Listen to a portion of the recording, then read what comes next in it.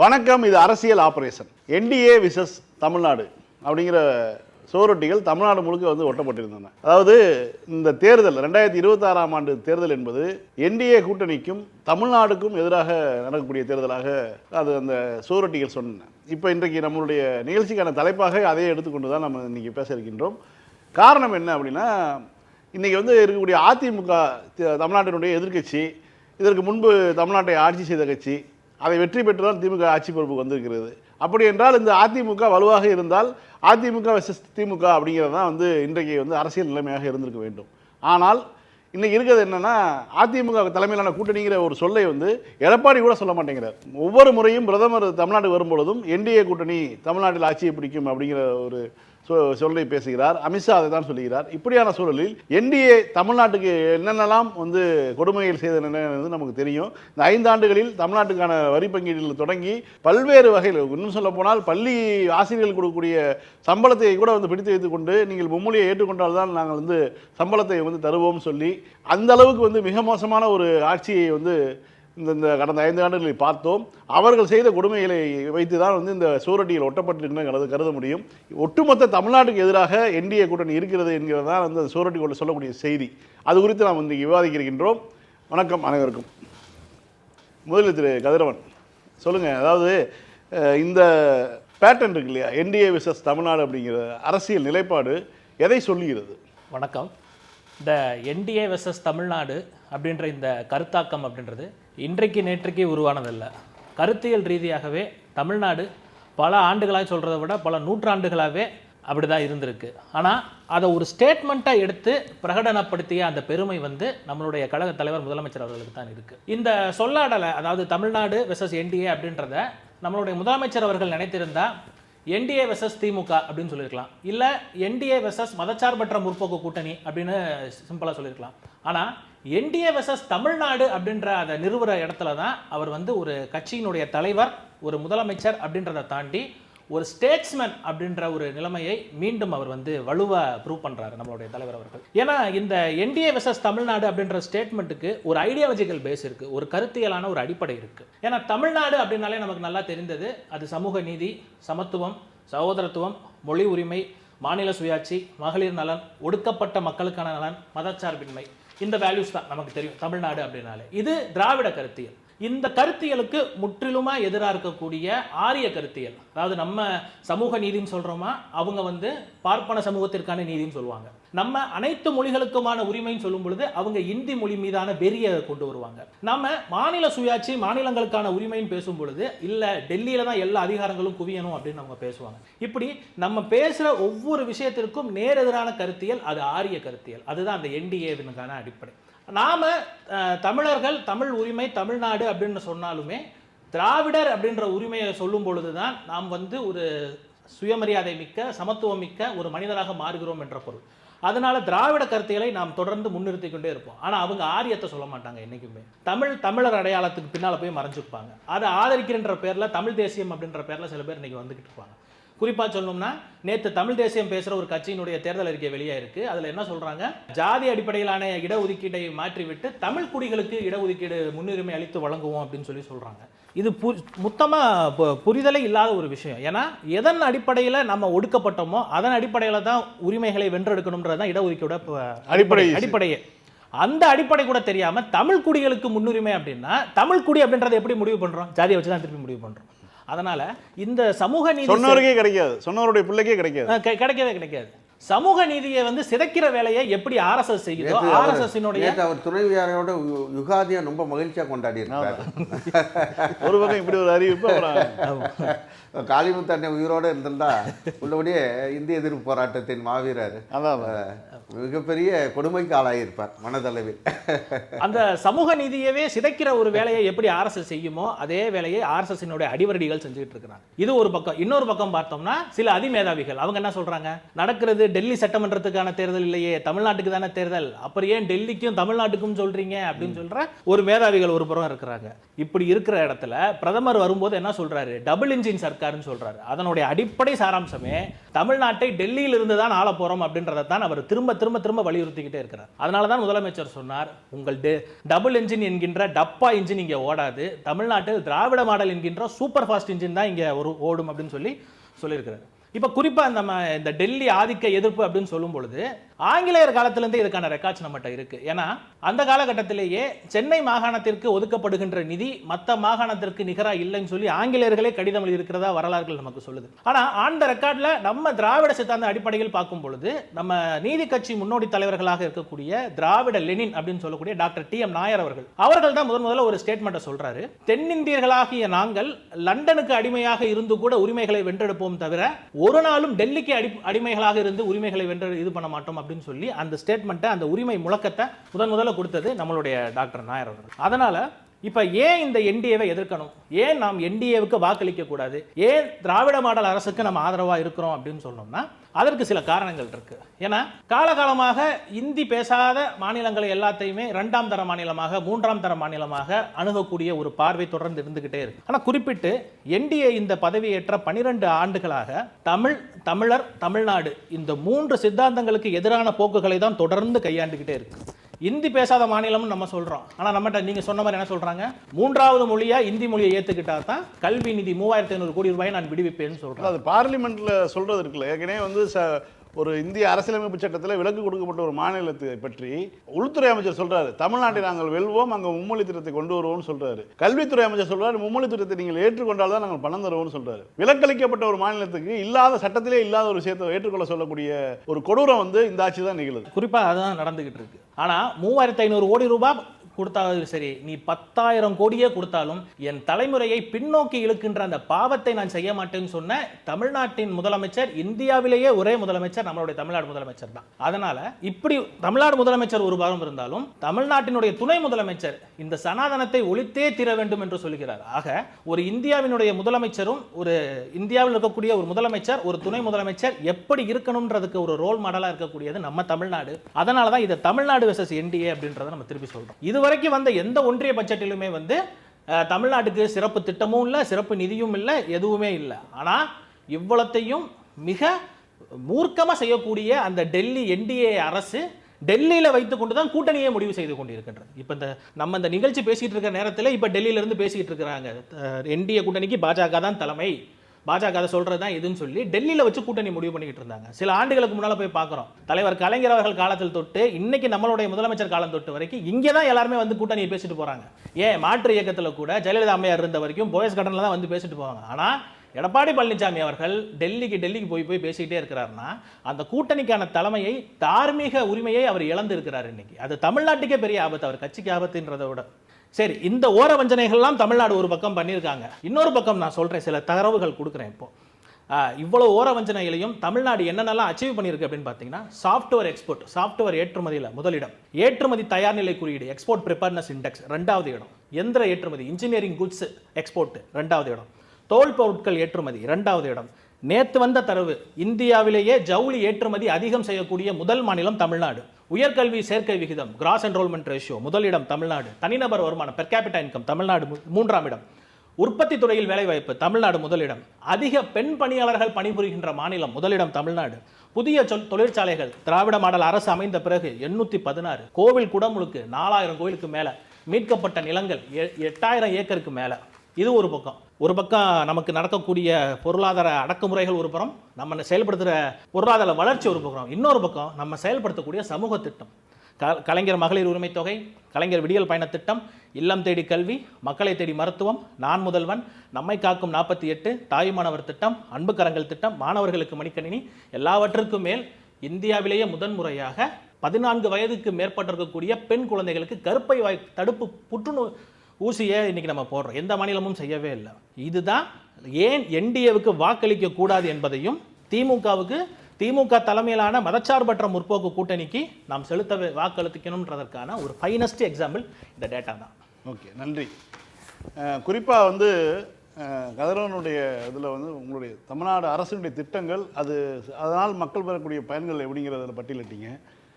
இன்னொரு பக்கம் பார்த்தீங்கன்னா என்டிஏ விசஸ் தமிழ்நாடுங்கிற அந்த முழக்கம் என்பது எதன் காரணமாக எழுகிறது அப்படின்னு சொல்லும்போது, ஒரு எய்ம்ஸ் மருத்துவமனை 2017-18 அவங்க வந்து ஆரம்பித்து அந்த தேர்தலுக்கான இதை வந்து ஒரு ஜிமிக்ஸாக உருவாக்குனாங்க. ஆனால் இன்று வரைக்கும் இப்போ கடைசியாக மோடி வந்துட்டு போனதுக்கு, அதாவது இந்த தேர்தல் அறிவிப்புக்கு முன்பாக மோடி வரும்போதே வந்து சொன்னாங்க, அவர் எய்ம்ஸை திறக்க வர்றாரு, மதுரையில் ஒரு பிளாக்கை திறக்க போகிறாரு, திறந்து வச்சுட்டாருன்னா வந்து அப்புறம் நீங்கள் திமுக காரங்க பேச முடியாது அப்படின்னா சொல்லிட்டு இருந்தாங்க. ஆனால் இன்றைக்கு வரை இப்போ 2026 தேர்தல் கிட்டத்தட்ட ஒரு 19, 21, 24, இப்போ 26 4 பொது தேர்தலாக ஒரு மருத்துவமனையை கட்டக்கூட வந்து வக்கில்லாமல் ஒன்றிய அரசு இருக்கிறதுங்கிறது தான் வந்து வெளிப்படையாக தெரியக்கூடிய நிலைமை. இந்த காரணத்துக்காக தான் வந்து தமிழ்நாடு வஞ்சிக்கப்படுகிறது நம்ம வந்து விமர்சனம் வைக்கிறோம். தமிழ்நாடு அரசை திமுக ஆட்சி செய்தாலும், தமிழ்நாடு மாநிலத்தை ஆட்சி செய்தாலும், அதை வந்து வெற்றிகரமாக இங்கே ஆட்சியை நடத்தி கொண்டு பல்வேறு திட்டங்கள் மூலமாக சாதித்தாலும், ஆனால் ஒன்றியத்திலிருந்து வரக்கூடிய பல்வேறு விஷயங்கள் வந்து இங்கே மறுக்கப்படுகிறது தான் பற்றி நம்ம பேசிகிட்டு இருக்கோம். திரு ஸ்ரீராம், உங்களுடைய கருத்துகள். இந்த டிபேட்டோட தலைப்பு பார்த்திங்கன்னா என்டிஏ விசஸ் தமிழ்நாடு, என்டிஏ அணி விசஸ் தமிழ்நாடு அணி. தமிழ்நாடு தான் திமுகவா? ஆமாம், தமிழ்நாடு தான் திமுக. இப்பேற்பட்ட ஒரு மாநிலத்தை, இப்பேற்பட்ட நெருக்கடிகள் நடுவிலே ஒரு வெற்றிகரமான ஆட்சியை, மக்களுக்கான ஆட்சியை தருகிற ஒரு ஆட்சி எதுவென்று கேட்டால் நம் திராவிட முன்னேற்ற கழக ஆட்சி. அதனால் தமிழ்நாட்டுக்கு முகவரியாக இன்றைக்கு இருப்பது திராவிட முன்னேற்ற கழகம். எனவே இந்த அணியின் பேரே தமிழ்நாடு அணி என்ற அளவில் மக்கள் மத்தியில் பதிந்திருக்கிறது. இப்போ பார்த்திங்கன்னா என்டிஏவோட தமிழாக்கம் பார்த்திங்கன்னா தேசிய ஜனநாயக கூட்டணி. பேரில் ஒண்டி தான் ஜனநாயகம் இருக்குது, மொத்தம் எல்லாமே சர்வாதிகாரமாக தான் இருக்குது. இப்போ பார்த்திங்கன்னா நம்ம ஏஜுக்கு வந்து ஒரு 50 ஆண்டு கால அரசியலை நம்ம படித்து பார்க்கும்போது, இந்த தேர்தல் அரசியலில் எப்போவுமே இந்த தேர்தல் அரசியலில் மாநில கட்சிகள் தான் தமிழ்நாட்டை பொறுத்தவரை அப்பர் ஹேண்டில் இருந்திருக்கு. இந்த தேர்தலில் தான் சமீபமாக ஒரு 10 ஆண்டுகளாக நடைபெற இந்த தேர்தலில் தான் மத்திய சர்க்கார் ஒன்றிய டெல்லி வந்து இப்போ அப்பர் ஹேண்ட் எடுக்கிறது இப்போ தான் ஆயிருக்கு, அதுவும் அதிமுக அணியில். இப்போ பார்த்தீங்கன்னா இங்கே நீங்கள் சொன்னீங்க பண்ண தேசிய ஜனநாயக கூட்டணிக்கு எல்லாம் வந்து இங்கே முடிவாகணும். ஆனால் எல்லாமே ஒரு ஃபைலும் டிசைட் ஆகுது எங்கன்னு பார்த்தீங்கன்னா டெல்லியில் போய் ஃபைனல் ஆகுது. 3 மாதத்தில் எடப்பாடி பழனிசாமி 3 தடவை போயிருக்காரு, டெல்லிக்கு போயிருக்காரு. எதுக்கு? கூட்டணியை முடிவு பண்ணுறதுக்கு. நான் என்ன கேட்குறோம், இந்த கூட்டணிக்கு தலைவர் யார்? இல்லை, எங்கேயோ மூஞ்சியை மூடிட்டுலாம் வந்தார் வெளியே. அதுதான் அது வந்து நான் 3 மாதத்துக்கு முன்னாடி, அதுக்கப்புறமா வந்து மூஞ்சியை திறந்து போட்டு போயிட்டார் அவர். இந்த கூட்டணிக்குடைய தலைவர் யாருன்னு பார்த்தீங்கன்னா எடப்பாடி பழனிசாமி. அவர் தான் இங்கே டிஸ்கஷன் பண்ணணும், டெசிஷன் எடுக்கணும், எல்லாத்தையும் செய்ய வேண்டியது, செயல்முறைப்படுத்த வேண்டியது எடப்பாடி பழனிசாமி. ஆனால் அதற்கு அப்பாற்பட்டு இன்றைக்கு அந்த கூட்டணியிலே யாரை சேர்க்க வேண்டும், யாருக்கு எத்தனை தொகுதிகள் கொடுக்க வேண்டும், யார் எந்த சின்னத்தில் போட்டியிட வேண்டும் என்பது முதற்கொண்டு முடிவு செய்வது யார் என்று கேட்டால் டெல்லியில் இருக்கக்கூடிய பாஜக தலைமை. 3 தடவை போயிட்டு நைட்டில், நேற்று போய் எடப்பாடி பழனிசாமி காலையில் போனவர், நைட்டு 10 மணியாயும் அவருக்கு அப்பாயின்மெண்ட் கிடைக்கல. யார் அந்த எடப்பாடி பழனிசாமி? தமிழ்நாட்டின் முக்கியமான ஒரு கட்சி அதிமுகவின் பொதுச் செயலாளர், தமிழ்நாட்டின் முன்னாள் முதலமைச்சர். காலையில் போனவர் நைட்டு வரைக்கும் அப்பாயின்மெண்ட் கிடைக்காம 10 மணிக்கு மேலே போய் அமித்ஷாவை பார்த்து பேசிட்டு வராரு. இப்பேற்பட்ட அவலநிலை, இப்பேற்பட்ட ஒரு சூழ்நிலை எந்த ஒரு கட்சிக்கும் இன்றைக்கி தமிழ்நாட்டில் ஆனதில்லை. இதற்கு காரணம் எடப்பாடி பழனிசாமியின் நிர்வாக திறமையின்மை. போகிறாங்க, அங்கே போய் இது பண்ணுறாங்க. அவர் பின்னாடி இன்றைக்கி வந்து அன்புமணியும் போகிறாரு, டிடியும் போகிறாரு. எல்லாமே அங்கே தான் முடிவாகுது. எல்லாமே அங்கே தான் முடிவாகுது. உனக்கு 10 இந்தா நான் தரேன், முதலாளி நான் தரேன், உனக்கு 20 முதலாளி நான் தரேன்ட்டு அமித்ஷா முதலாளி எல்லாத்தையும் அங்கேருந்து முடிவு பண்ணி அனுப்புகிறாரு. இப்போ இதோட இம்பேக்ட் என்ன ஆகுதுன்னு கேட்டிங்கன்னா, இப்போ கூட்டணியில் இப்போ தலையிடுறவங்க நாளைக்கு தப்பித்தவரி இந்த கூட்டணி ஏதோ ஒரு வாய்ப்பில் ஆட்சி அமைந்ததுன்னா இங்கே இருக்கக்கூடிய ஆட்சி எந்த ஆட்சியாக இருக்கும்? என்டிஏ தான். என்டிஏ ஆட்சி. என்டிஏவோட முதலமைச்சர் அவங்க தான் டிசைட் பண்ணுவாங்க. அந்த நேரத்தில் எடப்பாடி பழனிசாமி நீங்கள் கீழே இறங்குங்க சொன்னால் எடப்பாடி பழனிசாமி நிதிஷ்குமாரோடைய நிலைமை தான். நிதிஷ்குமாரை இன்னைக்கு மத்திய அமைச்சர் ஆக்கிட்டு அங்கே மாநிலத்தில் பாஜக முதல்வர் ஆக்கினாங்களே, அதே கதை தான் இன்றைக்கு தமிழ்நாட்டிலையும் ஏற்படும். இதற்கு காரணம் என்னன்னா எடப்பாடி பழனிசாமியோடைய தெளிவில்லாத்தன்மை. இன்றைக்கு அவங்க அதை தான் பண்ணணும்னு காத்துட்ருக்காங்க. இப்போ கூட்டணியை நாங்கள் முடிவு பண்ணுறோம், ஆட்சி அதே மாதிரி நாங்கள் அமைஞ்சாலும் நாங்களே யார் முதலமைச்சர், யார் அமைச்சர், கூட்டணி மந்திரி சபையா இல்லையா என்பதை டெல்லி சொல்கிற இடத்துல இருக்கே தவிர எடப்பாடி சொல்கிற நிலைமையில் இல்லை. தமிழ்நாட்டை பொறுத்தவரை கூட்டணி ஆட்சி என்பது ஒத்து வராத ஒன்று. தமிழ்நாடு வரலாற்றிலேயே என்றைக்கும் இந்த கூட்டணி ஆட்சி என்பது நடந்ததும் இல்லை, நடக்கப் போவதும் இல்லை. அப்படிப்பட்ட கூட்டணி ஆட்சியை கொண்டு வருவதற்கு பாஜக முயற்சி செய்கிறது. அந்த முயற்சிக்கு எடப்பாடி பழனிசாமியும் இன்றைக்கு 90% ஒத்து போய்விட்டார். என்ன காரணம்? இப்போ எடப்பாடி பழனிசாமி கடந்த முறை வந்து பாஜக கூட்டணியே வேண்டாம்னு 2024 தேர்தலை வந்து நெருக்கடி தான். அந்த அளவுக்கு பாஜகவை அப்புறப்படுத்திய எடப்பாடி எல்லாம் பண்ணாருங்க, எல்லாம் பண்ணாரு. கை சுத்தமாக இருந்தால் பரவாயில்லையே, அதுவும் பையனோட கை வந்து சுத்தமாக இருந்தால் பரவாயில்லையே. பையன் மேலே வரி ஏய்ப்புலேருந்து இடி பிரச்சனைலேருந்து எல்லா பிரச்சனையும் வந்து போச்சு. ஒரே அமுக்கா எடப்பாடி பழனிசாமி பையனையும் டெல்லி அமுக்குன்னு நம்பிடுச்சு. பார்த்தாரு ஜெயில் வேணுமா ஆட்சி வேணுமான்ட்டு. ஜெயில் வேணுமா ஆட்சி வேணுமான்னு பார்த்தாரு. எனக்கு எதுவும் வேணாம், நான் நிம்மதியாக இருந்தால் போதும், என் பையனை நிம்மதியாக வச்சா போதும்னு சொல்லி, எனக்கு இது ரெண்டுமே வேணான்னு சொல்லி இன்றைக்கு தன் கட்சியை டெல்லி இடத்திலே அடமானம் வைத்துவிட்டு தமிழ்நாட்டையும் அடமானம் வைப்பதற்கு எடப்பாடி பழனிசாமி காத்து கொண்டு இருக்கிறார். இன்றைக்கு இப்படி பேர்பட்ட ஒரு நிலைமை இருக்கிறது.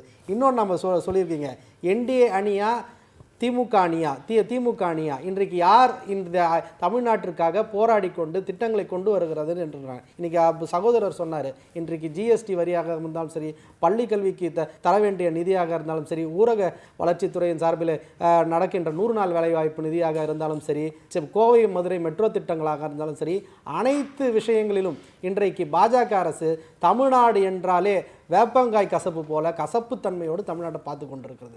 அவங்க எதனா ஒரு திட்டம் இல்லை, இங்கே வெற்றி பெறணும் விரும்பக்கூடிய ஒரு கட்சி தமிழ்நாட்டுக்கு இது போன்ற வாய்ப்புகளை நாங்கள் தான் கொடுத்துருக்கோம். மதுரைக்கு மெட்ரோ கொடுத்தோம், கோவைக்கு மெட்ரோ கொடுத்தோம், தொடர்ந்து ஓசூருக்கு வந்து ஒரு டொமஸ்டிக் விமான நிலையம் கேட்டுட்டு இருக்காங்க, அதை நாங்கள் ஒப்புதல் கொடுத்துட்டோம், இவ்வளவு செஞ்சிருக்கோம்னு சொல்லி எல்லாம் வந்து செஞ்சிட்டுல வந்து வாக்கு கேட்டா மக்கள் வாக்களிப்பாங்க. இது பார்த்தீங்கன்னா வேர்லேயே விஷம்னு ஒன்று சொல்லுவாங்க. அது ஜெனட்டிக்காவே அந்த அவங்களுக்கு வந்து தமிழ்நாடை பார்த்தீங்கன்னா அவங்களுக்கு ஒரு கசப்பு தன்மை இருக்குது. தமிழ்நாடுனாலே இதெல்லாம் அவங்களுக்கு செய்யக்கூடாது, என்றைக்குமே அவங்க வந்து நம்ம கண்ட்ரோலில் இருக்க மாட்டாங்க, நம்மளோட கையில் இருக்க மாட்டாங்கன்ற ஒரு எண்ணம் அவங்களுக்கு இன்றைக்கி இல்லை, அப்போட்டுலேருந்தே அந்த இந்த ஒரு நிலையில் இருக்குது. அதனால் தமிழ்நாட்டிற்கு நம்ம என்ன செஞ்சாலும் தமிழ்நாட்டுக்காரன் நம்ம பின்னாடி வரமாட்டான்.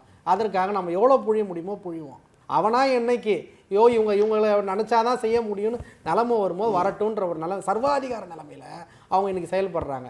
இப்பேற்பட்ட நெருக்கடிகளை கொடுத்தாலும் நம்முடைய தமிழக நாடு முதலமைச்சர் அவர்கள் மாநிலத்தின் நிதியை வைத்து மட்டுமே இன்றைக்கு அவரால் முடிந்த அளவு இந்த மாநிலத்தின் வளர்ச்சி பாதையை ஈட்டி சென்று கொண்டிருக்கிறார்.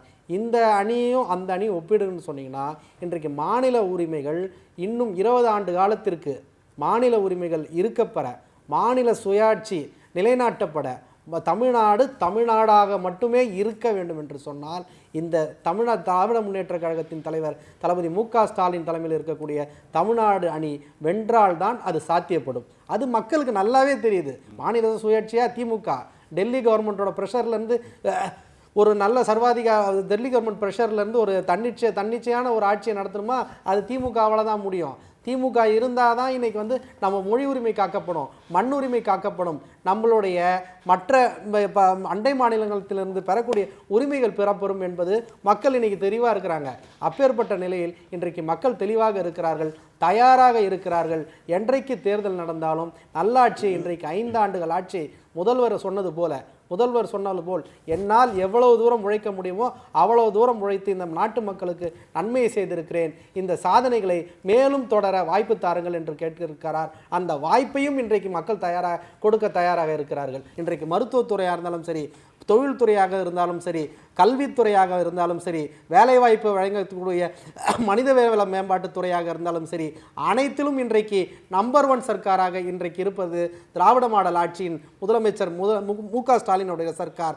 அந்த ஆட்சி தொடர வேண்டும் என்பதான் மக்களின் இன்றைய ஆசையும் கோரிக்கையும் என்பதை கூறி என்னுடைய சுற்றுக்கு நன்றி கூறி விடைபெறுகிறேன். நன்றி, வணக்கம். நன்றி. திராவிட மருத்துவ கட்டமைப்பு என்பது, அதாவது 67இல் திமுக ஆட்சி பொறுப்புக்கு வந்ததுக்கு பிறகு ஒரு கட்டமைப்பை உருவாக்குறாங்க.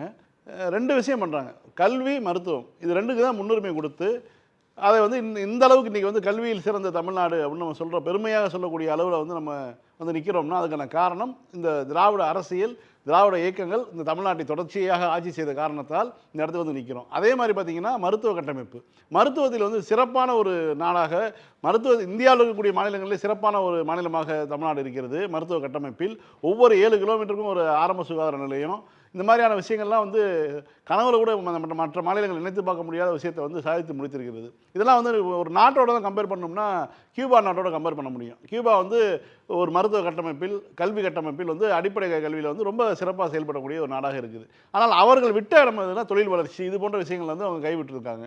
அதே போன்ற விவசாயம் போன்ற விஷயங்களையும் அவங்க வந்து பெரிய லெவலில் இது பண்ண முடியல. அவர்கள் இருக்கக்கூடிய பகுதிக்கான விவசாயத்தை மட்டும்தான் வந்து செய்ய முடிஞ்சது. இன்றைக்கு நாம் தமிழ்நாடு அதை தாண்டி கல்வி, மருத்துவம் என்பதை வந்து சிறப்பாக இருப்பதை தாண்டி மற்ற விஷயங்களையும் தமிழ்நாடு முன்னோக்கி இருக்கிறதுங்கிறது தான் மிக முக்கியமான செய்தி. இந்த இடத்தில் எதை முன்வைத்து இந்த திமுக அரசை விமர்சிக்க என்டிஏ கூட்டணி துணிந்திருக்கிறது என்பது பற்றி திரு சுமன் கவி நீங்கள் சொல்லுங்கள். என்டிஏ வெர்சஸ் தமிழ்நாடு அப்படின்னு நாம் வந்து ஒரு வாசகத்தை முன்வைக்கிறோம். இங்கே அடிப்படையில் ஒன்று திமுக வெர்சஸ் அதிமுக, இதுதான் பொதுவாக இருக்கக்கூடிய கழா யதார்த்தம். இதுதான் இன்னைக்கு 50-60 ஆண்டுகள் அரசியல். ஒரு சட்டமன்ற தேர்தல் அப்படின்னு சொன்னால் அது அப்படித்தான் நடக்கணும். இன்னொன்று, ஒருவேளை அது நாடாளுமன்ற தேர்தலாக இருந்தாலும் கூட இந்த 2 பார்ட்டியும் தான் மேஜராக ப்ளே பண்ண போது மற்ற பார்ட்டிகள் அதோட சபார்டினேட்டாக இருக்க போகுது. இதுதான் இங்கே இருக்கக்கூடிய கழா யதார்த்தம். ஆனால் இதை மாற்றுகிற வேலையை அடிப்படையில் யார் செய்தார் அப்படின்னு பார்த்தீங்கன்னா அதை பாஜக தெளிவாக செய்கிறது. அவர்கள் ஆரம்பத்திலிருந்தே அவர்கள் பக்கம் கூட்டணி அமைத்தது மூலம் 2025 ஏப்ரல் கிட்டத்தட்ட ஒரு வருஷத்துக்கு முன்னாடியே அவர்கள் கூட்டணி அமைக்கிறாங்க. அமைச்ச அன்று இரவே என்டிஏ கூட்டணி ஆட்சி அமைக்கும் அப்படின்னு ஒரு இதை போடுறாரு. கூட்டணி ஆட்சி அப்படிங்கிற தத்துவத்தையே தமிழ்நாடு ஏற்றுக்கொண்டது கிடையாது. அப்படி இருக்கும்போது அப்படி ஒரு ட்விட்டை போட்டுட்டு அதற்கு பிறகு பல இடங்களில் வந்து அமித்ஷா பேசும்போதெல்லாம் இது வந்து என்டிஏ கூட்டணி ஆட்சின்னு பேசுகிறாரு. இது அவர்களுக்கு எடப்பாடி பழனிசாமிக்கு நாம் இப்போ எதுக்கு இருக்கிறோம் அப்படிங்கிறதே ஒரு கேள்விக்குறியாகுது. அப்புறம் அவர் என்ன பண்ணுறாரு, ஒரு பொழிப்புரை கொடுக்குறாரு. என்டிஏ கூட்டணி ஆட்சி அமைக்கும், பாஜக அதிமுக கூட்டணி ஆட்சி அமைக்கும் அப்படின்னு அது ஒரு பாஸ் பண்ணி அதுக்கு வந்து நமக்கு விளக்கம் கொடுக்குறாரு. நீ என்ன ஊருனாலும் தங்கப்பா தக்கம் மாதிரி, தங்கப்பா தக்கம் மாதிரி இது செல்லுபடியாகலை. அது மறுபடியும் அவர் வந்து இங்கே திருநெல்வேலி பூத் கமிட்டி ஏஜென்ட் கூட்டத்திலையும் போய் நின்று அமித்ஷா பேசும்போதும் மறுபடியும் என்டிஏ ஆட்சி அமைக்கும்னு பேசுகிறாரு. இவங்களுக்கு விடவெடுத்து போகுது. இவர்கள் மறுபடி தங்களுடைய பொதுக்குழுவை கூட்டி கூட்டணி ஆட்சியெல்லாம் தமிழ்நாட்டுக்கு ஈடுபடாது, நாங்கள் தான் வந்து இதோட லீடு அப்படின்னு பேசுகிறாரு. இதுவரைக்கும் பல இடங்களில் இது தினத்தந்திக்கு கொடுத்த பேட்டியிலும் கூட அதில் இன்னும் மோசம். என்டிஏ கூட்டணி ஆட்சி அமைக்குங்கிறது மட்டும் இல்லை, ஆட்சியில் அதிகாரத்தில் பங்குங்கிறது மட்டும் இல்லை, அதிமுகவை சேர்ந்த ஒருவர் முதலமைச்சர் ஆவார் அப்படின்ட்டாங்க. அந்த இடத்துல எடப்பாடி பழனிசாமியே பெயரே இல்லை. அதுக்கு மத்தியில் நீங்கள் பின்னாடி இப்போ கடைசியாக பார்த்தீங்கன்னா ஒரு கூட்டம் திருச்சியில் நடத்தினாங்க. அந்த திருச்சி கூட்டத்தில் 6 நுழைவாயில்கள். அந்த 6 நுழைவாயில்கள்லையும் எல்லா கட்சியினுடைய தலைவர்கள் அவங்க கூட்டணியில் இருக்கக்கூடிய எல்லாருடைய முகமும் இருக்குது. கடைசியாக இருக்கக்கூடிய ஒரு சின்ன துக்கடா கட்சி புரட்சி பாரதம் அவருடைய முகங்கள்லாம் கூட இருக்குது. எடப்பாடி பழனிசாமிக்கு அந்த இடத்தில் இடம் இல்லை. அப்போ இங்கே ஒரு பிரதான எதிர்க்கட்சின்னு இருக்கும்போது அதை காலி செய்துவிட்டு நாங்கள் தான் அப்படின்னு சொல்லி அறிவிக்கிறது பாஜக. இப்போ இது வெறுமனே ஒரு கட்சியை அபகரிக்கிறது அல்லது தமிழ்நாட்டு தேர்தலை அணுகிறது அப்படி இல்லை. ஒரு வாசலை, அதாவது ஒரு கண்ணியினுடைய பலவீனமான கண்ணியை தான் நீங்கள் உடைக்க முடியும். நீங்கள் ஒரு செயின் இருக்குன்னா அதை உடைக்கிறீங்கன்னா எது பலவீனமாக இருக்கோ அந்த இடத்துல இருந்து தான் உடைக்க முடியும். அப்போ தமிழ்நாட்டுக்குள் நுழைவதற்கு அதிமுக தான் ஒரு வழி அப்படின்னு சொல்லி அவர்கள் உடைக்கிறார்கள். இப்போ இது மட்டுமல்ல, இது வந்து ஒரு பகுதி. இது எப்படி வந்து அவர்கள் இந்த என்டிஏங்கிற நரேஷனை முன்வைக்கிறார்கள்ங்கிறது. இன்னொன்று, பாஜகவாக இருந்து கொண்டு இந்த தமிழ்நாட்டுக்கு என்னென்னலாம் கொடுமைகள் செய்தார்கள், எதையெல்லாம் வஞ்சிச்சார்கள் அப்படின்னு சொல்லி சார் 2 பேருமே வந்து அதை ஒரு பெரிய பட்டியல் போட்டாங்க. குறிப்பாக வந்து வரி பகிர்மானத்தில் நாம் வந்து 50% வரி பகிர்மானம் வேண்டும் அப்படின்னு நம்ம கேட்டோம். இந்த பட்ஜெட் கூட்டத்தொடருக்கு முன்னாடி கூட நம்ம அதை கேட்டுக்கிட்டு இருந்தோம். ஆனால் அதற்கு வாய்ப்பு இல்லை. 31 வரை 41% வரி பகிர்தான். அந்த 41% வரி பகிர்வும் கூட ஏற்கனவே நம்ம சொல்லியிருக்கிறோம் 39 பைசா தான் இவர்கள் கொடுக்கிறார்கள். இது ஏன் அப்படின்னு பார்த்தீங்கன்னா செஸ் வரி அப்படின்னு ஒன்றை போட்டு வச்சிருக்காங்க. நீங்கள் வந்து பல இதுக்கும் செஸ்ஸு அந்த இருக்கிறதுனால அது போக அதில் இழப்பீடு எல்லாம் சேர்த்திங்கன்னா கிட்டத்தட்ட 5.9 லட்சம் கோடி ரூபாய் செஸ் மூலமா மட்டுமே அவர்கள் வசூலிக்கிறாங்க. பல விஷயங்களை செஸ்ஸுக்குள்ள கொண்டு போயிட்டாங்க, வெளியிலே தெரியல, வெளியிலே தெரியாது. இப்போ நீங்க பகிர்மானம்னு பார்த்தீங்கன்னா ஜிஎஸ்டியில் தான் எஸ்ஜிஎஸ் ஸ்டேட் ஜிஎஸ்டி அந்த ஜிஎஸ்டின்னு 2 இருக்கும். அப்போ நம்ம கொடுக்குற வரி பகிர்மானம் இங்கே 18 அங்கே அந்த பகிர்மானம் இருக்கும். அது கணக்கில் தான் அப்படி இருக்கும். ஏட்டு சுரக்கை தானே. ஆமாம், அவன் எடுத்துட்டு போய் திரும்ப தர மாட்டேங்கிறான். ஆமாம், இது பகிர்மானத்தை திருப்பி கொடுக்க மாட்டேங்கிறார்கள்னு சொல்றது நாம ஜிஎஸ்டி மட்டும்தான் சொல்றோம். ஆமா. அப்ப செஸ்ல போகிற 6 லட்சம் கோடி ரூபாய் எங்கே போகிறது? இப்ப அந்த நிதியை அவர்கள் நினைத்த மாநிலத்தில் கொடுக்கலாம் அல்லது நினைத்த விதத்தில் செயல்படுத்தலாம். இப்ப இதெல்லாம் வந்து தமிழ்நாட்டுக்கு நேரடியாக வஞ்சிக்கப்படக்கூடிய ஒரு விஷயம். இன்னொன்று, கல்வி நிதி சொன்னோம், 3500 கோடி ரூபாய். சமர சிக்ஷா அபியான் அப்படிங்கிற அந்த திட்டத்தை நீங்கள் ஏற்றுக்கொள்ளவில்லை, மும்மொழி திட்டத்தை ஏற்றுக்கொள்ளனா நாங்கள் பணம் தர மாட்டோம் அப்படின்னு சொல்கிறாங்க. அதனால் பல்வேறு ஆசிரியர்களுக்கு பணம் கொடுக்க முடியல, பல மாதங்களாக பணம் கொடுக்க முடியாமல் நம்ம தள்ளாட அரசு கொடுக்குது, தமிழ்நாடு அரசு கொடுத்தது. இது இவ்வளவு நெருக்கடிக்கும் நாம் ஆளாகிட்டு இருக்கோம். இன்னொன்று, நமது அடையாளங்களை அழிப்பது. ஹிந்தியை கொண்டு வந்து நீங்கள் வந்து ஹிந்தியில் உள்ள பேரையே வந்து திணிக்கிறாங்க. நீங்கள் திருச்சியில் ஒரு பெரிய அந்த அரசினர் கோட்டத்தில் மேலே எழுதி வைக்கிறாங்க, ஹிந்தியில் உள்ளதை ஆங்கிலத்தில் மொழிபெயர்த்து அப்படி வைக்கிறாங்க. இதற்கு எதிராகவும் திமுக தான் போராடியது. அந்த இதெல்லாம் தூக்கி வீசணும். இது மட்டும் இல்லை, அதில் ஒரு உயிரே பலியாயிருக்குண்ணா. ஆமாம், மே 17 அவருக்கு நம்முடைய அஞ்சலியை செலுத்திக்கலாம். தலைவர் வந்து ரொம்ப மனம் வருந்தி, நம்முடைய கழக தலைவர் மனு முதல்வர் அவர்கள் நம் மொழி காக்க இப்படி வந்து போராட்ட வீரர்கள்லாம் உயிரை தியாகம்னா நாளை எதிர்காலத்தில் மொழியை காக்க யார் இருப்பார் என்று உருக்கமான ஒரு செய்தியை வெளியிட்டிருக்கார். உண்மையிலே கண்ணீர் விட்டேன் அந்த செய்தி. அது அண்ணாவை மேற்கோள் காட்டி திலீபன் வந்து இவர்கள் உயிரை காக்க அது போன்ற உணர்ச்சியமான ஒரு சூழல் தேவையில்லை. திமுக இருக்கிறது, தளபதி இருக்கிறார். ஆனால் அந்த அச்சம், அந்த சூழலை உருவாக்குகிறது என்பதுதான் அண்ணனுடைய வாதம். இன்றைக்கு தேவையே இல்லைண்ணே, இன்றைக்கு அதற்கான தேவையே இல்லை. அண்ணே தொடரட்டேன், அந்த சூழலை உருவாக்குகிறது. இல்ல இப்போ நீங்க ஒன்றிய பாரதிய ஜனதா அதிமுகங்கிற எதிர்கட்சியில நாங்க தான் அப்படின்னு சொல்லி ஒரு நரேஷனோட அவங்க வந்து உள்ள நிக்கிறாங்க, களத்தை எதிர்கொள்றாங்க. குறிப்பாக அந்த திருச்சி சம்பவத்துல தமிழிசை கூட வந்து அறிக்கை விடுறாங்க, எடப்பாடி பழனிசாமி அறிக்கை விடல. அதிமுக அதுக்கு ஒரு வாய்ஸே இல்லை, அதுக்கு ஒரு கருத்தே கிடையாது. திராவிடம் எதுன்னு கேட்டால் அதை புலவர்கிட்டையும் மேதைகிட்டையும் இது இதிகாசம் படித்தவர்கிட்டையும் கேட்டுக்கன்னு சொன்னவருக்கு அவருக்கு இந்த திராவிட இயக்க சித்தாந்தங்களில் எப்படி மொழி உணர்வு இருக்குன்னு நம்ம எதிர்பார்க்கறது நம்முடைய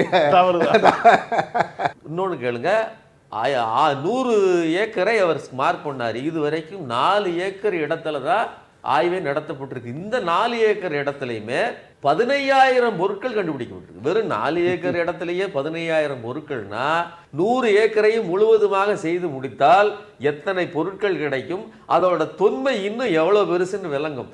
அதையெல்லாம் மூடி மறைச்சு அவருடைய 2026 சமர்ப்பிக்கப்பட்ட அறிக்கை இன்னும் 3 வருஷம் ஆயிடுச்சு, இன்னைக்கு வரலாம். இந்த சார் சொன்னாங்க இப்போதான் மறுபடியும் அடுத்த கட்ட ஆய்வுக்கு கொடுத்துருக்காங்க. இன்னும் சொல்கிறேன், 2026, 25, 26க்கான ஆய்வு பணிகளை தொடங்குவதற்கு இப்போ சொல்லியிருக்காங்கிறது செய்தி. ஆனால் 8 இடங்களில் 8 மாதமாக கிடப்பில் போட்டு வச்சுருக்காங்க. ஆரிச்சநல்லூர், கொற்கை, இந்த மாதிரியான 8 இடங்களை, கீழடி உட்பட அந்த ஆய்வுகளை எல்லாம் 8 மாதங்களாக நிறுத்தி வச்சிருக்காங்க. ஏன்? தமிழரின் அடையாளம் எந்த இடத்துலையும் வந்துடக்கூடாது.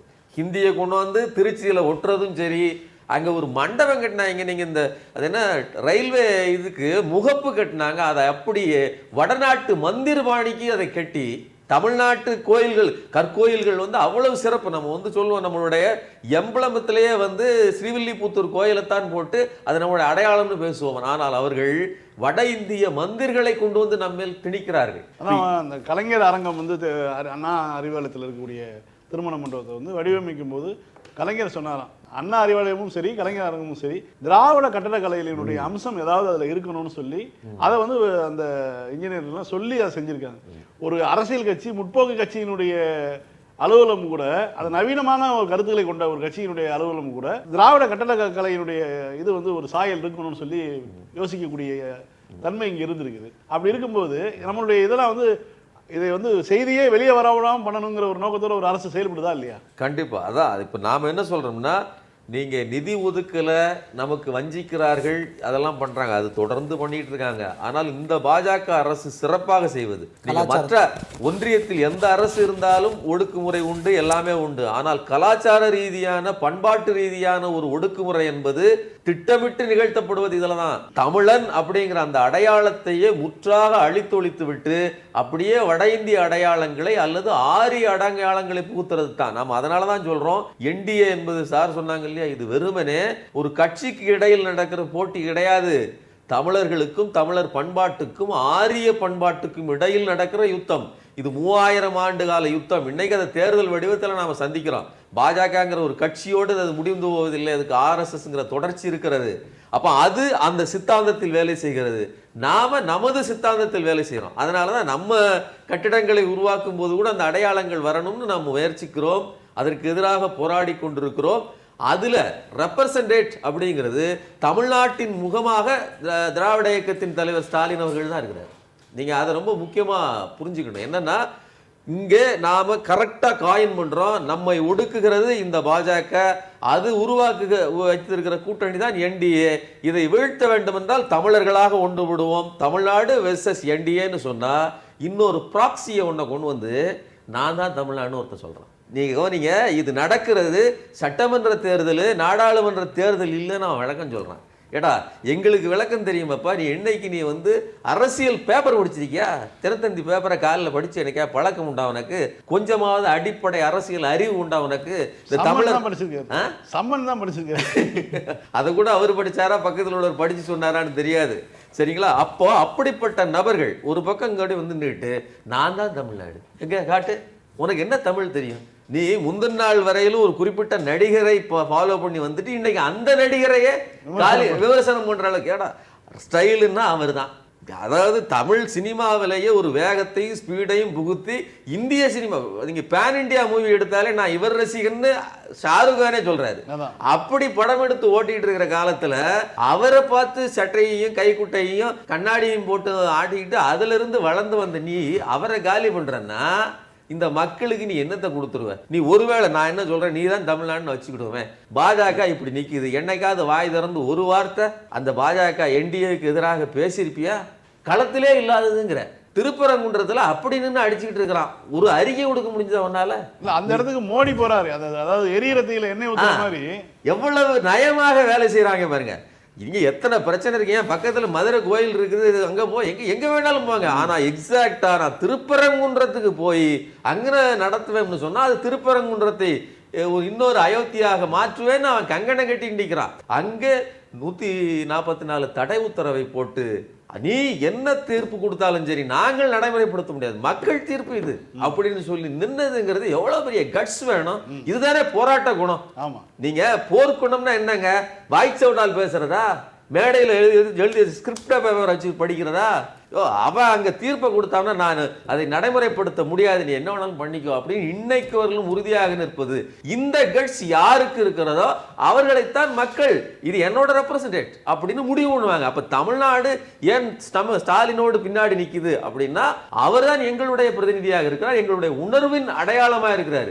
பாஜக என்டிஏங்கிறது கூட்டணி அமைத்து மட்டும் கெடுக்கவில்லை, புதிய புதிய பிராக்சிகளை உருவாக்கி இவர்கள் தான் உண்மையிலே பாஜகவுக்கு மாற்றோ அல்லது இங்கே நடக்கிற ஆட்சிக்கு மாற்று அப்படின்னு நிறுத்துவதன் மூலமாக நம்ம ஏமாற்ற பார்க்கிறது. நீ குல்லா போட்டுக்கிட்டு என் கூட கஞ்சி குடிக்கிறதுனால நீ சிறுபான்மையினும் இல்லை, நீ ஒரு நாள் என்கிட்ட தமிழ்ல விருந்தோம்பி இருந்தோம்பி இல்வாழ்வதெல்லாம் செதற் பொருட்டு அப்படின்னு நீ சேட்டு பாசையில திருக்குறள் சொல்லுவதால் நீ தமிழனும் அல்ல, நீ எவ்வளவு பெரிய தமிழர் விரோதின்னு எங்களுக்கு தெரியும், உங்களுடைய ப்ராக்சியின் அடையாளமும் எங்களுக்கு தெரியும். இதனால் தான் நாங்கள் சொல்கிறோம் என்டிஏ வெர்சஸ் தமிழ்நாடு அப்படின்னு. தொடர்ந்து நம்ம திமுக அரசினுடைய திட்டங்களை பற்றியும் மற்ற விஷயங்களை பற்றியும் பேசிட்டு இருக்கோம். குறிப்பாக என்டிஏ வெர்சஸ் தமிழ்நாடு அப்படிங்கிற ஏன் என்பதற்கான விஷயங்களை பற்றி மற்றவர்கள் விளக்கினார்கள். மதிப்புக்குரிய திரு சுப்ரத்தின் அவர்கள் சொல்லுங்கள் சார், நீங்கள் அவங்களுடைய கருத்து சொல்லுங்கள். அதாவது இன்று காலை நம்முடைய மாண்புமிகு முதல்வர் அவர்கள் ஒரு ட்வீட் போட்டிருக்காரு. தமிழ்நாடு வெர்சஸ் டெல்லின்னு நான் ஏன் சொல்கிறேன் அப்படிங்கிற ஒரு கூற்று உண்மையாயிருக்கு. எதிர்க்கட்சி தலைவரும் அவருடைய சகாக்களும் இன்றைக்கு டெல்லியில் முகாமிட்டு இருக்கிறார்களே, அவர் என்ன தமிழ்நாட்டினுடைய உரிமைகளை பெற்றுத்தருவதற்கா அல்லது நீட்டு விலக்கு பெற்று தருவதற்கா, அல்லது இப்போ பெரும் தட்டுப்பாடாக இருக்கக்கூடிய இந்த எரிவாயு பிரச்சனையை தீர்ப்பதற்கா, ஏன்னா இப்படி தமிழர்களுடைய ஜீவாதார உரிமைகளை பெறுவதற்கோ பிரச்சனையை தீர்ப்பதற்கோ அவர்கள் முகாமிட்டு இருந்தால் பாராட்டுக்குரியது. ஆனால் கூட்டணியை உறுதி செய்வதற்காக படாத பாடுபட்டு திரு எடப்பாடி பழனிசாமி அவர்கள் அமித்ஷாவின் வீட்டில் காத்து கிடக்கிறார். எனவே தான் நான் தெளிவாக இப்போ அது நிறுவனமாகிவிட்டது. டெல்லி வெர்சஸ் தமிழ்நாடு என்பது இன்றைக்கு தமிழ்நாட்டிலிருந்து தன்னுடைய தலைமையகமாக இன்றைக்கு மாற்றப்பட்டு இருக்கக்கூடிய அமித்ஷாவுடைய இல்லத்திற்கு டெல்லிக்கு தமிழ்நாட்டை சேர்ந்த இவர் சென்றிருப்பது டெல்லி நாம் தொடர்ந்து சொல்லி வரக்கூடிய டெல்லி வெர்சஸ் தமிழ்நாடு என்கிற அந்த போராட்டத்தை எதிர்க்கட்சி தலைவரை உறுதி செய்திருக்கிறார். பாஜக செய்திகளுக்காக டெல்லியிலிருந்து எடப்பாடி அப்படிங்கிற மாதிரி. ஆமாம், அதாவது நாம் கொடுத்திருக்கக்கூடிய தலைப்பை எதிர்க்கட்சி தலைவரை உறுதி செய்திருக்கிறார் என்று இன்றைக்கு நம்முடைய மாண்பு முதல்வர் கழக தலைவர் அவர்கள் மிக தெளிவாக வெளியிட்டிருக்கிறார். இதில் என்ன வேடிக்கைன்னா, நேற்று டெல்லி போயிட்டார், மூணாவது தம்பி சொன்ன மாதிரி மூணாவது டெல்லி போயிருக்காரு. அமித்ஷாவுக்கு இல்லத்து வீட்டுக்கு போன முன்னாடி 2.5 மணி நேரம் காக்க வைக்கப்பட்டிருக்காருங்க. 2.5 மணி நேரம் காக்க வைக்கப்பட்டிருக்கார் திரு எடப்பாடி பழனிசாமி. திரு அமித்ஷா அவர்கள் தன்னுடைய சொந்த வேலையோ மற்ற பிற வேலைகளையோ அவர் பார்த்து கொண்டு வந்திருப்பவரை அவர் தானே கடங்கட்டும், இதில் என்ன அவசரப்படுறதுக்கு இருக்கு? நிச்சயமாக அவர் பிஏ போய் சொல்லியிருப்பார், sir mister EPS has come, okay let him sit there, where comes the urgency, let him sit, let me complete my own ஒர்க்குன்னு சொல்லிட்டு அவரை எப்படி ஒரு மிக மிக ஒரு சாமானியை போல இன்றைக்கு எடப்பாடி பழனிசாமி அங்கே பார்க்கப்படுகிறார் என்று பார்க்கிறது எடப்பாடி பழனிசாமிக்கு ஏற்பட்ட இழுக்கல்ல. ஏன்னா அனைத்து இந்திய அண்ணா திராவிட முன்னேற்ற கழகம் எப்படியெல்லாம் இன்றைக்கு அண்ணன் சொன்னது போல இருதுருவ அரசியல் 1972க்கு பிறகு தமிழ்நாட்டுடைய அரசியல் என்பது it was a bipolar politics, இருதுருவ அரசியல். திராவிட முன்னேற்ற கழகம், அனைத்து இந்திய அண்ணா திராவிட முன்னேற்ற கழகம் என்று வலுவான திராவிட இயக்கங்கள் இன்றைக்கு தமிழ்நாடு அரசியலை செம்மையாக நடத்தி வந்த காலத்தில், இன்னும் சொல்ல போனால் ஜெயலலிதா முதலமைச்சராக இருந்த பொழுது இத்தனைக்கு எதிர்க்கட்சி தலைவர் தான் காங்கிரஸ் கட்சியின் கூட்டு, தமாகுடன் கூட்டு, திருமதி சோனியா காந்தி அவர்களும் திரு ஜெயலலிதா அவர்களும் விழுப்புரத்தில் என்ன நாடாளுமன்ற தேர்தலில் ஒன்றாக பிரச்சாரம் செய்யக்கூடிய கூட்டத்திற்கு திருமதி ஜெயலலிதா அவர்கள் அங்கே சோனியா காந்தி காத்திருக்கிறார் என்று திரும்ப திரும்ப சொன்ன பிறகும் என்னால் மக்கள் வெள்ளத்தை கடந்து வர முடியவில்லை, தாம்பரத்தை தாண்ட முடியவில்லை, எனவே விரும்பினால் சோனியா காந்தியை தானாக பேசிவிட்டு செல்லுங்கள், எனக்கு நான் நிச்சயமாக அந்த கூட்டத்தில் என் தமிழ்நாட்டு மக்களை தாண்டி அவருடன் கைகோர்த்து ஓட்டு கேட்க வேண்டிய அவசியமில்லை என்று சொல்லி அவ்வளவு உதாசீனமாக தன்னுடைய இன்றைக்கு தமிழ்நாடு அரசியல் நீங்கள் அப்படியெல்லாம் அதிமுக ஒரு காலத்தில் பார்க்கப்பட்ட அதிமுக இன்றைக்கு துரதிர்ஷ்டத்தின் காரணமாக எடப்பாடி பழனிசாமியின் கைகளில் சிக்கி இன்றைக்கு இவ்வளவு ஒவ்வொருத்தரும் நான் தமிழ் உணர்வுள்ள ஒவ்வொருவரும் அரசியல் தெரிந்த ஒவ்வொருவரும் வெக்கி தலைகுனியக்கூடிய நிலைமைக்கு இன்றைக்கு இந்த திராவிட இயக்கத்தை அவர் இட்டு சென்றிருக்கிறார்கள் என்று மட்டுமல்ல, பாரதிய ஜனதா கட்சியுடைய அமித்ஷாவுடைய காலடியில் இன்றைக்கு அதை போட்டு சின்னாமலமாக்கியிருக்கார், நாசப்படுத்தி இருக்கிறார் என்று எண்ணுகிற பொழுது உண்மையிலே நானும் ஒரு காலத்தில் அதிமுகவில் இருந்தவன் என்ற ஒரு முறையில் உண்மையிலே மெத்தவும் வருத்தப்படுகிறேன். எனவே இப்படி இரவு பகல் பாராமல் உழைக்கக்கூடிய நம்முடைய மாண்பு முதலமைச்சரை திராவிடம் என்று என்ன என்று கேட்டால் எடப்பாடி பழனிசாமி அது அறிஞர்களையும் வித்வான்களுக்கு இலக்கியத்துக்கு என்னங்க திராவிடத்துக்கு என்னங்க சம்மந்தம் இருக்குது? வித்வான்களையோ புராண இதிகாசம் அவர் சொன்னதுங்க, புராணம் இதிகாசம் படித்தவர். திராவிடமே புராண புரட்டுகளையும் இதிகாசத்துடைய திணிப்புகளையும் கட்டுக்கதைகளையும் தூக்கி எறிவதற்காக உருவாக்கப்பட்டதே திராவிடம். ஆனால் இந்த நபருக்கு திராவிடத்துடைய அடிப்படையே தெரியாமல் திராவிடம் என்ற என்ன புராண இதிகாசம் படித்த மேதாவிகளை பார்த்து கேட்டுங்கள், என்ன போய் கேட்கிறீர்கள்? உங்கள்கிட்ட கேட்டதே தப்பு. ஏன்னா ஒருத்தர் உங்கள் வீட்டில் முதலமைச்சராக இருக்கப்ப உங்கள்கிட்ட பொழுதுபோக்கு என்னன்னு கேட்குறாங்க. ஏன்னா புத்தகம் படித்தல் சமீபத்தில் படித்த புத்தகம் என்னன்னா, அண்ணே 5 நிமிஷம் ஒரு புத்தகம் சொல்ல தெரியலைங்க. ஒன்றும் இல்லை, அண்ணா எழுதிய புத்தகத்தை படித்தேன்னு சொன்னால் கூட மேட்டு முடிஞ்சு போயிடும். சொல்கிறது புரியுதுங்களா? வாங்க காட்டுறேன். இல்லைட்டு எம்ஜிஆர் இவர் தலைவராக ஏற்றுக்கொண்ட எம்ஜிஆருடைய நான் ஏன் பிறந்தேன் அவருடைய சுயசரிதை படித்தேன்னா கூட முடிஞ்சு போயிருந்தேன். ஆனால் 5 நிமிடங்கள் 3 ரவுண்டு சுற்றிட்டாங்க அவங்க வீட்டில். என்ன ஒரு புத்தகத்தை சொல்லும் இப்பேற்பட்ட மேதாவி இன்றைக்கு இதில் என்னன்னா எடப்பாடியினுடைய ஆட்சி காலத்தில் குறிப்பாக அந்த 4வது ஆண்டு ஆட்சி 2020க்கு முன்பாக எடப்பாடி பொன்மொழிகள்னு டிஐபிஆர் புத்தகம் வெளியிட்டாங்க. சட்டமன்றத்தில் அவர் பேசியது என்ன பொண்ணு எடப்பாடி பொன்மொழி நல்ல தமிழ் அவர் பேச தெரியாது, இல்லை பொன்மொழி வேறு என்னக்கா அவர் சொல்லிட போறாரு. அரசினுடைய செய்தி வெளியீட்டு துறை. ஆமாம், அதனால் வந்துங்க நீங்கள் திரு எடப்பாடி பழனிசாமி அவர்கள் இன்றைக்கு அனைத்து இந்திய அண்ணா திராவிட முன்னேற்றங்கள் அன்னை சொன்ன மாதிரி தமிழ்நாடு அரசியல் என்பது இங்கே மாநில கட்சிகள் தலைமை தாங்கி நடத்தக்கூடிய ஒரு அரசியல். என்றைக்கு பிறந்தங்க அண்ணா 1967 திராவிட முன்னேற்ற கழகத்தை இந்தியாவிலே முதல் முறையாக ஒரு மாநில கட்சி ஆட்சி பிடித்தது என்ற வரலாற்றை உருவாக்கி திராவிட முன்னேற்ற கழகத்தை ஆட்சி கட்டியில் அரியணையில் அமைத்தினாரோ அன்றையிலிருந்து காங்கிரஸ் ஆண்டவரை அது ஒரு தேசிய கட்சி டெல்லியிலிருந்து உத்தரவுக்காண்டி காத்திருக்கும். ஆனால் அண்ணா திராவிட முன்னேற்ற கழகத்தை உருவாக்கி என்றைக்கு 67 ஆட்சியில் அமர்த்தினாரோ அன்றைக்கு இருந்து திராவிட மாநில கட்சிகளுடைய ஆளுமையின் கீழ் தான் தேர்தல் நடைபெற்று வந்திருக்கிறது.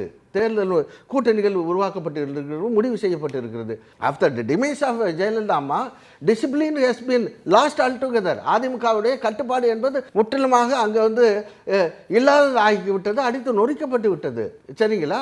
எனவே தடி எடுத்தவன்லாம் தண்டல்காரன் என்று சொல்வதை போல் அதை கூட நம்ம அந்த மாண்பு முதல்வர்கள் அருமையான ஒரு ட்விட்டர் போட்டிருந்தார். அதிமுக இப்படி வந்து பெண்களை இழிவுபடுத்தி சி.வி. சண்முகம் திண்டுக்கல் சீனிவாசன் பேசியிருக்காரு என்ற செய்தி அவருக்கு விஜயபாஸ்கர் பேசியிருக்காரு. அவருக்கு செவிகளுக்கு எட்டியவரை அவர் சொன்னார். அதிமுகவிற்கோ என்டிஏவிற்கோ அவர்கள் உருப்படியாக தமிழ்நாட்டு மக்களுக்கு சொல்வதற்கு செய்திகள் இல்லாத காரணமாக இப்படி வாய்க்கு வந்தபடியெல்லாம் பேசி இன்றைக்கு தமிழினத்தையும் தாய்மார்களையும் பெண்களையும் கொச்சைப்படுத்தி வருகிறார்கள் என்று அதை கூட நயத்தக்க நாகரிகத்தோடு சொல்லியிருக்கிறார். நீங்கள் கேட்ட மாதிரி திரு சி.வி. சண்முகம் அவர்கள் he has become a habitual offender. நம்முடைய சாரி டு சே அப்படி தானங்க. எனக்கு பாருங்க, நீங்க நீதிமன்றமே பல முறை வந்து அவருக்கு வந்து குட்டு வைத்து விட்டாலும் அவங்க எப்படி நான் அவர் வந்து ஹேபிச்சுவல் அஃபண்டர் ஏன் சொல்றேன்னா, இல்லை பொதுவாக இரவில் வந்து பயணம் செய்யும் பொழுது சென்னையில் வந்து காவல்துறை வந்து ஒரு ஸ்ட்ரா வச்சு ஊத சொல்லுவாங்க. இனிமேல் இவர் மீட்டிங் வந்தாருன்னா அதை வச்சு பண்ணதுக்கு அப்புறம் தான் ஸ்டேஜ் வரும்போது கொடுத்துருவாங்க. காவல்துறை பெரும்பாக்க போகுது. 10 ஆண்டு காலம் மந்திரியா இருந்தவர், என்ன ஒரு பள்ளி கல்வித்துறைக்கு அமைச்சராக இருந்தவர், பள்ளி கல்வி சட்டத்துக்கு இருந்தாருன்னு. அதான் சட்டத்துறை பின்னாடி முதல்ல ஒரு தடவை சொன்னார்ல சிவசன் அப்படி சொன்னாரு. அவர் எத்தனை மணிக்கு முன்னால சொன்னாரு? அதான் நான் ஏன் ஹேபிச்சுவல் அஃபண்டர்னு சொல்றேன்னா 2024 ஆண்டு 2024 இதே மாதிரி ஒரு பொதுக்கூட்ட மேடையில் நம் மாண்பு முதல்வர் அவர்களை பற்றி ரொம்ப தரக்குறைவாக பேசி அந்த செய்தி நீதிமன்றத்திற்கு வழக்கு தொடுக்கப்பட்டு நீதிமன்றத்தில் he was warned and he was condemned. ஒரு மந்திரியாக இருந்தவர், ஒரு வந்து 2ஆம் கட்ட தலைவர் என்று சொல்பவர் இப்படி நாக்கூசக்கூடிய வார்த்தைகளை மேடையில் பேசுவது என்ன நாகரிகம்? எனவே வந்து கடுமையாக கண்டனத்துக்குரியதுன்னா உண்மையிலே அப்படின்னா பகிரங்க மன்னிப்பு கேட்டு அதற்கு பின்னால் அவருடைய போக்கை மாற்றிருக்க வேண்டும். அடுத்து பாருங்கன்னா, இப்போ சமீபத்தில் ஏங்க ஒரு நடிகைனால் அது ஒரு தொழில் தான். அது ஒரு திருமணம் செய்து ஒரு இயக்குநரை திருமணம் செய்து இன்றைக்கு 2 பிள்ளைகளுக்கு தாயாக இருக்கிறது. அந்த பெண்மணியை என்ன இன்றைக்கு முதல்வர் கனவு காண சொல்கிறார். எனக்கு ஒரு கனவு இருக்குது, இன்னாரை கட்டி வைப்பாரான்னு கேட்டால் இந்த நபரை வந்து மனநல மருத்துவமனைக்கு அண்ணே செந்தில் அண்ணே இந்த இது கீழ்பாக்கில் உங்களுக்கு நிறைய நண்பர்கள் உண்டு, ஒரு மனநல மருத்துவமனைக்கு இந்த இதை அந்த நண்பர்கள்லாம் வந்து பாஜகவை சேர்ந்தவர்கள் இல்லை வண்டி அனுப்பிச்சி விட்டு தூக்கிட்டு போவாங்க. அந்த மாதிரி ஒரு உண்டா இல்லையா? இல்லை நம்ம செய்யாட்டாலும் நீதிமன்றம் அதற்கான வேலை நிச்சயமாக செய்யணுங்க. இப்படி பேசுகிறார் என்றால் எனக்கு ஒரு அருமையான தமிழ் பெயர்களை திட்டங்களுக்கு சூட்டுகிறார். விடியல் பயணம், மகளிர் உரிமை திட்டம், புதுமை பெண் திட்டம், இப்படி தாயுமானவர், இப்படி தமிழ் பெயர்கள் எங்கேருந்து நம்முடைய முதல்வர் நம்ம இவ்வளவு பெரிய இலக்கியவாதி, அவருக்குள் இவ்வளவு பெரிய இலக்கிய புதையல் இருக்கிறது என்பது உண்மையிலே அவர் திட்டங்களுக்கு பெயர் சூட்ட பிறகு தான் நம்மோன்றவர்களுக்கு புரிகிறதுனா எவ்வளவு பெரிய வாசிப்பாளராக பரந்த வாசிப்பாளராக நம் மாண்பு முதல்வர் இருந்தால் திட்டங்களுக்கே அந்த அந்த பேரில் நம்ம நெஞ்சத்தில் அப்படியே வாரி அணைச்சிக்கிற மாதிரி பேர் வச்சா உங்கள் கனவை சொல்லுங்கள் என்று நாம் திட்டம் சொன்னால் தமிழர்களே உங்களுடைய கனவை சொல்லுங்கள், திராவிட மாடல் அரசு அதற்கு உரியவாறு அதை செயல்படுத்தும் என்று ஒரு திட்டத்தை சொன்னால் நீ சொல்லு, விழுப்புரத்தில் வந்து எனக்கு டைடல் பூங்கா வேணும், டைடல் பார்க் வேணும், இல்லை மிகப்பெரிய தொழில்பேட்டை வேணும், டிக் வேணும், சிட்கோ வேணும், இல்லாட்டி இன்னும் இருக்கக்கூடிய ஒரு மேம்பாலங்கள் கட்டணும். அவரவர் புத்திக்கு தகுந்த மாதிரி தான் கோரிக்கை. இது சொன்னா திட்டங்கள்லாம் உடனே இது திட்டமான இந்த கூவத்தூர்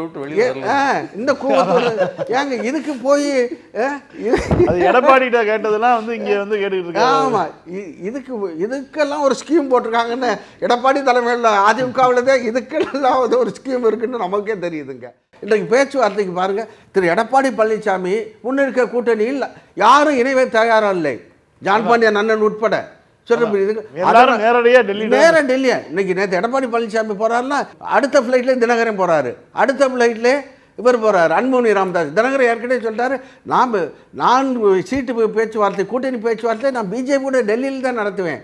ஐ have nothing to do with mister Edappadi Palaniswami என்று சொன்ன பொழுது அந்த கூட்டணியில் இவர் தலைவர் நானும் ரவுடி தான் சொன்ன மாதிரி எடப்பாடி பழனிசாமி நான் தான் கூட்டணிக்கு தலைவர்னு அவராக சொல்லிக்கிட்டு இருக்காரே தவிர அது அமித்ஷாவுடைய அங்கீகாரத்தை பெற வேண்டும், பிஜேபியுடைய அங்கீகாரத்தை பெற வேண்டும். அதனால தான் அவங்க தெளிவாக சொன்னாங்க, நோ என்டிஏவில் ஒருவர் முதலமைச்சராக வருவார், என்டிஏ வெர்சஸ் டிஎம்கே ஜெயிச்சு அது கனவு. அத்தைக்கு மீச முளைக்கட்டு சித்தப்பா நம்ம கூப்பிட்டுக்கலாம். இனி தளபதி இன்னும் 25 ஆண்டு காலம் திராவிட முன்னேற்ற கழக ஆட்சி தான். சொல்ல புரியுதுங்களா? எனவே அந்த அளவுக்கு இன்றைக்கு ஏன்னா மக்கள், நான் நேற்று கூட அன்னைகிட்ட பேசுகிறப்ப தலைவர்கிட்ட சொன்னேன், 5 ஆண்டு காலம் ஒரு ஆட்சி நடத்திய பிறகு naturally there will be anti incumbency, அரசுக்கு எதிரான ஒரு சூழல் இருக்கும். பட் இங்கே மிகவும் வித்தியாசமாக இங்கே ப்ரோ இன்கம்பன்சி இன்றைக்கு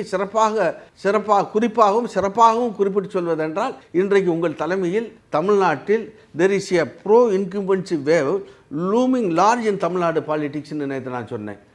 தலைவர் அதாவது அரசுக்கு சாதகமான ஒரு சூழ்நிலை காரணம் நீங்கள் கொண்டு வந்திருக்கக்கூடிய அற்புதமான திட்டங்களான விடியல் பயணம், மகளிர் உரிமை தொகை, குழந்தைகளுக்கு பள்ளிகளில் உணவு, இன்னொரு நான் முதல்வன் திட்டம், விளையாட்டுத்துறையில் இன்றைக்கு தமிழ்நாடு முதலிடம், இன்றைக்கு இன்க்ளூசிவ் குரோத், இத்தனையும் இன்றைக்கு தொடர வேண்டும். இன்றைக்கு தளபதியுடைய ஆட்சி தொடர்ந்தால்தான் நாம் ஒவ்வொரு குடும்பமும் மட்டும் இல்லை, குடும்பத்தில் உள்ள ஒவ்வொருத்தரும் அரசின் திட்டங்களால் பயன்படுகிறோம். ஒட்டுமொத்தமாக நாடு வளர்கிறது, நம்முடைய எதிர்கால சந்ததியினர் பலனடைவார்கள் என்று என்றைக்கு தேர்தல் வரும் நாங்கள் மீண்டும் தளபதியை முதலமைச்சராக இன்னும் மிகப்பெரிய வாக்குகள் வித்தியாசத்தில் வெற்றி வைக்க எங்களுக்கு அந்த வாய்ப்பை விரைந்து தாருங்கள் என்று இன்றைக்கு மக்கள் துடியாக துடித்து கொண்டு இருக்கிறார். இதுதான் கலை யதார்த்தம் என்று சொன்ன பிறகு உள்ளபடியே அது ஒரு it has created a conducive atmosphere. எனவே இன்றைக்கு இருக்கக்கூடிய சூழல் என்பது இன்றைக்கு ஒரு மிகச்சிறந்த ஒரு ஆட்சியை நம் தலைவர் வழங்கி கொண்டிருக்கிறார். டெல்லி வெர்சஸ் தமிழ்நாடு என்ற பொழுது என்றைக்கும் தமிழ்நாடு வெல்லும், தளபதி தான் முதலமைச்சராக இருப்பார். திராவிட இயக்கங்கள் ஒரு சூழலில் பார்த்திங்கன்னா இன்றைக்கி அண்ணன் ஓபிஎஸ் அவர்கள் விட்டார்கள். இன்றைக்கு இருக்கக்கூடிய தலைவர்கள்லாம் அணியாக வந்திருக்கிறார். காலப்போக்கில் திராவிட இயக்கம் என்றால் ஒரே ஒரு அமைப்பு தான், அது திராவிட முன்னேற்ற கழகம். அது ஒரே ஒரு தலைவர் தான். அதற்கு தளபதி அண்ணன் முத்துவேல் கருணாநிதி ஸ்டாலின் அவர்கள் தான் தலைவர். அண்ணா எந்த நோக்கத்தில் திராவிட முன்னேற்ற கழகத்தை உருவாக்கினாரோ அந்த திராவிட முன்னேற்ற கழகம் வெகு விரைவில் அடுத்து அமைப்போட ஆட்சி தளபதி அவர்கள் முதலமைச்சரான பிறகு திராவிட இயக்கம் என்பது அத்தனை it is brought into one umbrella, that is under the Dravida Munnetra Kazhagam under the dynamic leadership of our MK Stalin அவர் ஹானரபிள் சீஃப் மினிஸ்டர் என்ற நிலையை திராவிட இயக்கம் என்பது ஒரு இயக்கம் தான், அந்த திராவிட முன்னேற்ற கழகம் தான். ஒப்புயர்வற்ற தலைவர் அண்ணன் தளபதியார் அவர்கள் தலைமையில் இன்றைக்கு திராவிட இயக்கம் ஒன்றாகிவிட்டது. எனவே டெல்லி தமிழ்நாட்டை கனவிலும் எண்ணி பார்க்க வேண்டாம், ஒரே ஒரு கட்சி ஆட்சி. அவர்கள் சொல்கிறார் ஒரே தேர்தல், ஒரே நாடு, ஒரே உணவு என்று. தமிழ்நாடு இனிமேல் ஒரே தமிழ்நாடு, ஒரே கட்சி, ஒரே ஆட்சி. அது திராவிட முன்னேற்ற கழகத்தின் ஆட்சி, தளபதியின் ஆட்சி என்பது தான் கல யதார்த்தம். அதை நிச்சயமாக தலைவர் வென்று காட்டுவார். நன்றி. தமிழ்நாடு போராடும், தமிழ்நாடு வெல்லும் அப்படிங்கிற ஒரு முழக்கத்தை முதலமைச்சர் முன்வைத்தார். அதனுடைய அந்த எதிரொலி தான் என்டிஏக்கு சொல்லக்கூடிய செய்தி, டெல்லிக்கு சொல்லக்கூடிய செய்தி. தமிழ்நாடு எந்த சூழலிலும் தோற்காது, தமிழ்நாடு போராடும், தமிழ்நாடு வெல்லும். அது கண்டிப்பாக தமிழ்நாட்டினுடைய மான பிரச்சனையை திமுக களத்தில் நின்று காப்பாற்றும். இந்த அரசியல் ஆபரேஷன் நிகழ்ச்சியில் கலந்து கொண்ட அனைவருக்கும் நன்றி. மீண்டும் இன்னொரு அரசியல் ஆபரேஷன் நிகழ்ச்சியில் சந்திப்போம். நன்றி, வணக்கம்.